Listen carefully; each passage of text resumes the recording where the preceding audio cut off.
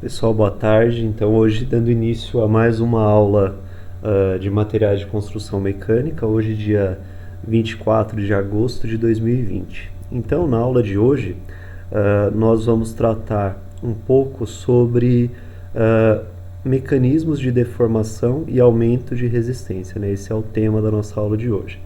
Na última aula, nós havíamos falado um pouco sobre os defeitos existentes nos materiais metálicos, né? Nós vimos que nós temos defeitos pontuais, né, como é o caso das lacunas, e também dos átomos que formam solução sólida ou mesmo segunda fase, né?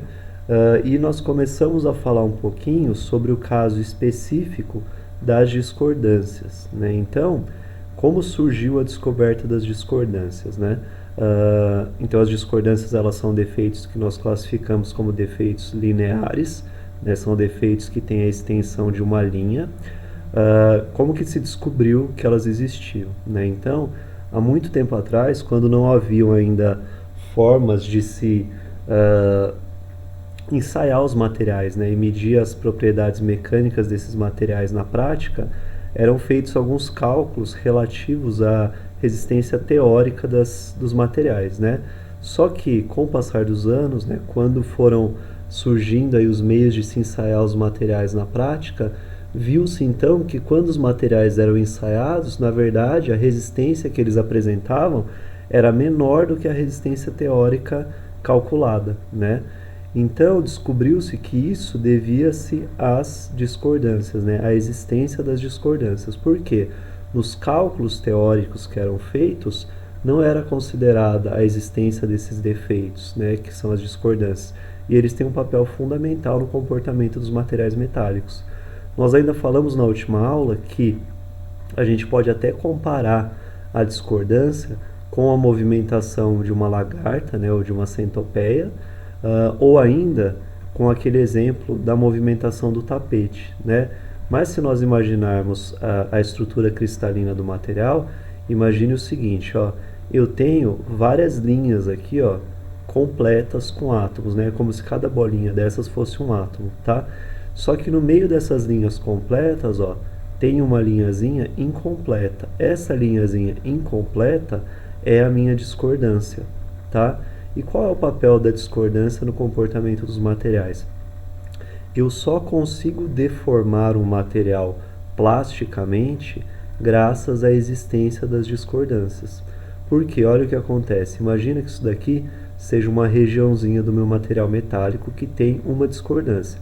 Na prática, na verdade, o material não vai ter uma discordância, ele vai ter muitas discordâncias por metro cúbico, por centímetro cúbico de material, tá? Então, quando é aplicada uma força aqui, ó, o que acontece? Essa linhazinha que é a minha discordância, né, que é a minha linha incompleta de átomos, vai conseguir aos pouquinhos, ó, tá vendo? Ela estava nessa posição, apliquei a força, ela pulou para essa posição, pulou para outra, ela vai conseguindo se movimentar dentro da estrutura do material, né? Ela tem essa habilidade de se movimentar quando eu aplico uma força nela. Então, na verdade, e aí quando ela chega aqui no final, ela chegou na extremidade aqui. Significa o quê? Que eu deformei um pouquinho o meu material. Então a gente pode dizer que a deformação plástica de um material metálico só acontece porque eu consigo movimentar as discordâncias. Então, toda vez que eu movimento a discordância, ou as muitas discordâncias que o material tem, eu estou deformando o material plasticamente, tá?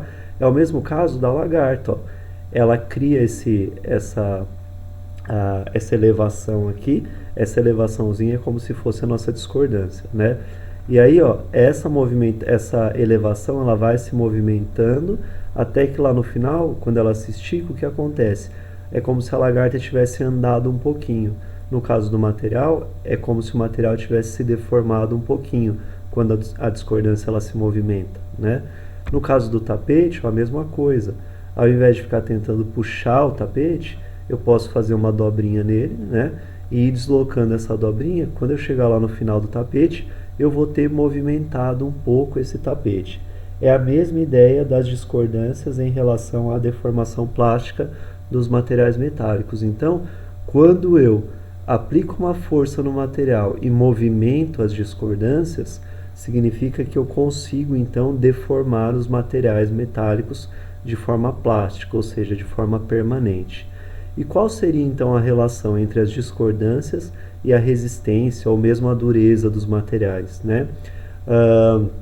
Lembra o seguinte, a resistência de um material é a dificuldade que esse material oferece quando eu tento deformar ele, né? Então eu estou tentando deformar o material e está difícil, ele é resistente.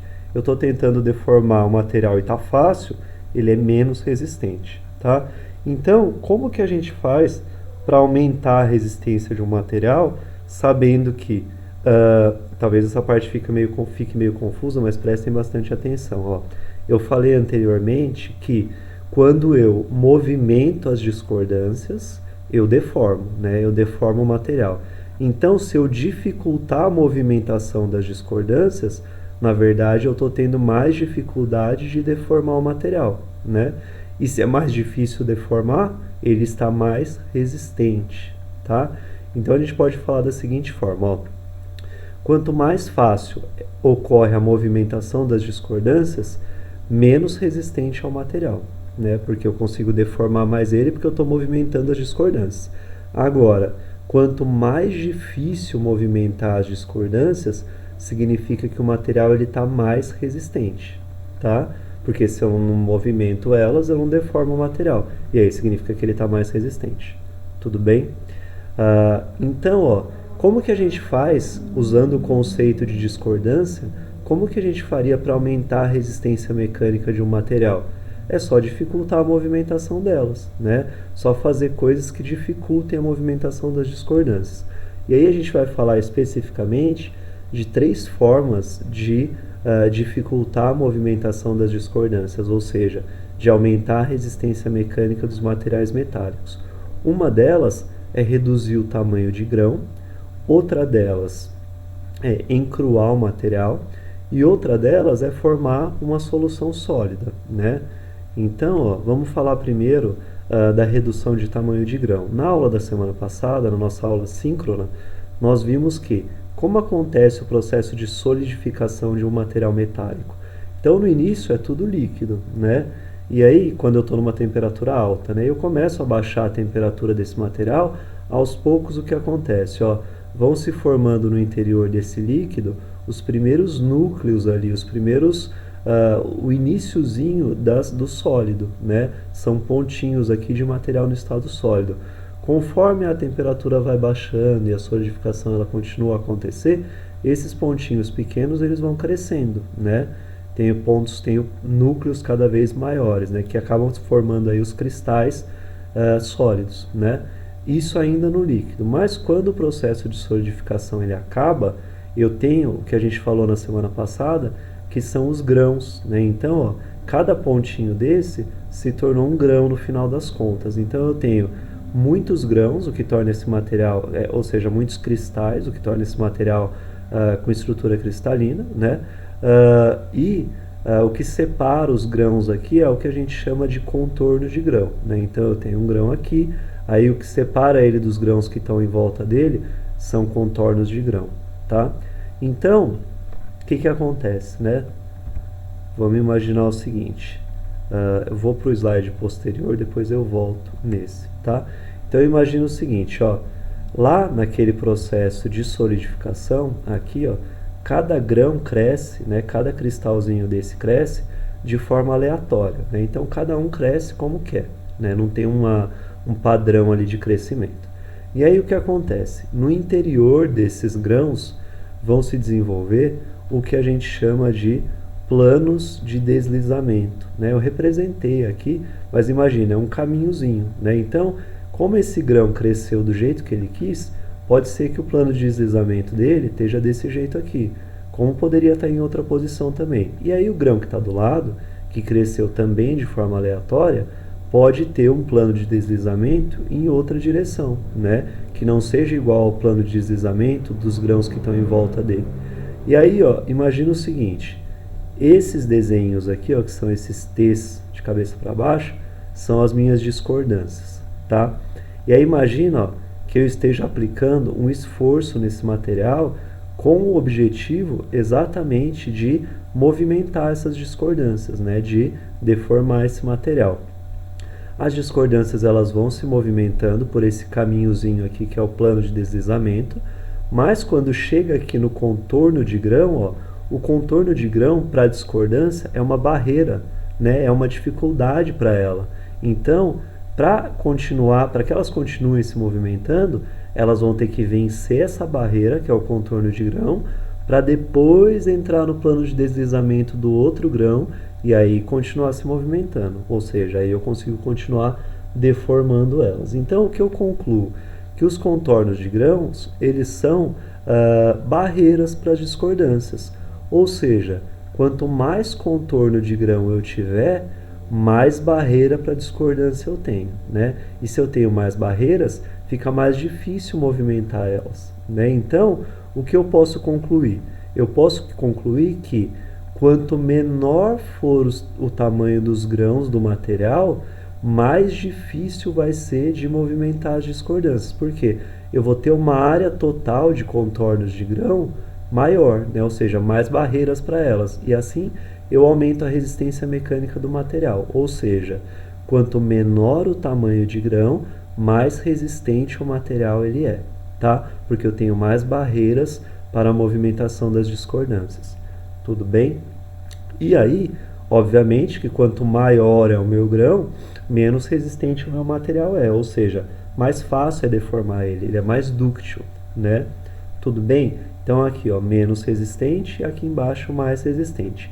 Pensando nisso, a ASTM, que é um órgão internacional relacionado aos materiais, desenvolveu essa formulinha aqui, né? O que me diz a formulinha? Ó, N é igual a 2 elevado a G menos 1.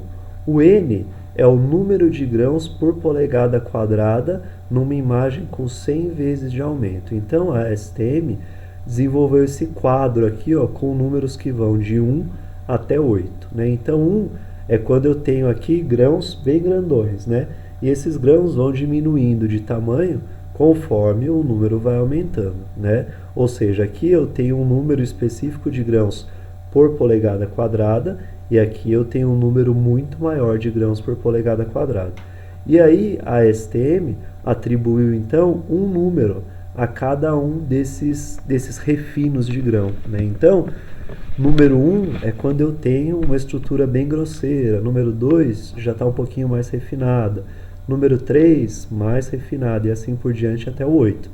Esse número aqui na fórmula, que vai de 1 a 8, é o G da fórmula, tá? É o número ASTM de tamanho de grão, tá? Então, ó, a gente consegue usar essa formulinha, né, para estabelecer relações aí entre o número ASTM e o número de grãos visualizados em uma imagem com medida aí de 1 polegada quadrada, tá? A gente não vai fazer nessa aula assíncrona exercícios numéricos. Nós vamos deixar esses exercícios numéricos para a nossa aula da próxima semana, que vai ser uma aula assíncrona, tá? Outro jeito de... então a gente falou do primeiro mecanismo, a gente vai falar do segundo agora. Outro jeito de se aumentar a resistência de um material é formando ligas, né? A gente já tinha falado na outra aula um pouquinho sobre formação de ligas, né? A gente até usou como exemplo o copo de água onde a gente coloca o açúcar, né? Lembra? Se eu coloco um pouquinho de açúcar e um copo de água, eu continuo vendo uma mesma fase, mas eu sei que ali agora tem duas coisas, água e açúcar, em solução sólida, tá? A ideia aqui é a mesma, ó. Eu posso fazer uma solução sólida intersticial ou uma solução sólida substitucional, tá? Lembra que a intersticial, quando eu adiciono um elemento de liga, né, e ele fica lá nos espacinhos vazios entre os átomos da rede cristalina do meu solvente, que é o material que eu tenho em maior quantidade, tá? Lembra que o material que eu adiciono, que é o elemento de liga, é o meu soluto, tá? Tanto tem então a situação intersticial e tem a situação substitucional, né?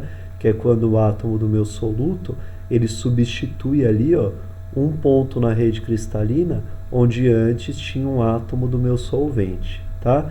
Nos dois casos, olhem o que acontece. Vejam, ó, que em volta ali do átomo que foi adicionado, acontecem distorções na rede cristalina, né? A minha rede cristalina, ó, ela fica tensionada, né? Ela fica deformada. E aí o que acontece? Para eu movimentar as discordâncias agora numa estrutura que está tensionada ou deformada, é mais difícil. Então, acaba sendo para as discordâncias também um obstáculo, uma dificuldade, né? Então, geralmente quando a gente forma uma liga, né, a gente quer aumentar a resistência do material, porque a gente vai promover na rede cristalina esse tipo de comportamento, tá? Um exemplo aqui, né, mostra os efeitos da adição de níquel em uma liga X, né? E aí a gente vê as propriedades mecânicas aqui como variam, né? Olha, no eixo X de todos os gráficos a gente tem porcentagem de níquel, tá? E aí, ó, nesse eixo vertical aqui, ó, eu tenho a tensão limite de resistência nesse gráfico da linha azul. No gráfico da linha vermelha, no eixo vertical eu tenho tensão limite de escoamento, tá? E aqui embaixo, no gráfico de linha verde, no eixo vertical eu tenho alongamento. Então o que acontece? Ó? Quando eu aumento a quantidade de níquel, tanto nesse gráfico quanto nesse, vejam que a resistência ela vai, ó, aumentando, tanto o limite de resistência quanto o limite de escoamento. Por quê? Porque quanto mais níquel eu coloco, mais eu distorço a rede cristalina, mais eu dificulto a movimentação das minhas discordâncias. Agora, ao mesmo tempo que eu aumento a resistência, se o material está mais resistente, ao mesmo tempo ele fica menos dúctil, né? Essa relação sempre vai existir na engenharia de materiais. Então, sempre que eu aumento a resistência do material, ele fica menos dúctil. Se eu aumentar a ductilidade, ele fica menos resistente. Na engenharia de materiais, a gente quer sempre achar um ponto ótimo ali entre essas duas propriedades, né? Que o material ele tenha certa resistência, mas também tenha certa ductilidade. Tudo bem? Por fim, a gente vai falar um pouco sobre o encruamento, né? O encruamento é o que a gente chama também de aumento de resistência por deformação plástica, tá? Então, como funciona isso? Imagina o seguinte, imagina que o material ele já tem lá um número grande de discordâncias, já tem bastante discordância nele, como a gente falou antes, tá? E aí, quando eu deformo o material, além de movimentar as discordâncias que já existem nele, eu crio mais discordâncias, né? Eu gero novas discordâncias. Como eu estou falando de um processo de deformação, eu não estou alterando o volume de material que eu tenho. Então, se eu já tenho lá nesse volume de material um grande número de discordâncias, e quando eu deformo ele, eu gero mais discordâncias, chega um momento em que eu tenho muita discordância no material, e aí elas não conseguem mais se movimentar. E aí, se elas não conseguem mais se movimentar, a resistência do material, ela aumenta, né? Então, encruar o material, o que a gente também chama de trabalhar o material a frio, né? Deformar ele sem variar a temperatura dele. Então, quando a gente fala de a frio, a gente está falando de temperatura ambiente mesmo, tá? É sem aquecer o material. Então, quando eu deformo o material, eu gero muitas discordâncias além das que ele já tem. E aí chega um momento em que eu tenho tanta discordância que elas não conseguem mais se movimentar. E aí a resistência do material ela aumenta, tá? A gente tem aí como calcular, né, a porcentagem de trabalho a frio. Então eu vou fazer a área de seção transversal inicial do material menos a área deformada dividido pela área inicial vezes 100. Vai dar a minha porcentagem ou meu percentual de trabalho a frio.